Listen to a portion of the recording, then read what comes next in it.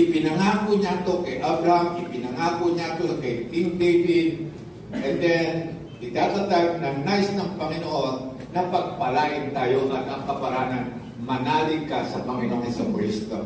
Ngayon, so, babalikan ko uli. Binabanggit na sa Great Commission, ang pinakapangunahing utos ay gumawa ng alagad. Gumawa ng alagad. At ang bawat alagad, saan daw siya tuturuan at sasanayin para mapagpala ang kanyang buhay, para matugunan ang lahat-lahat ng kanyang pangangailangan.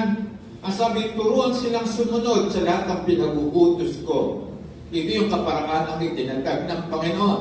Na kapag tayo sumunod sa lahat ng kanyang pinag-uutos, magagawa ng Diyos na tugunan ang lahat-lahat ng iyong pangangailangan sa mabilis na kaparaanan.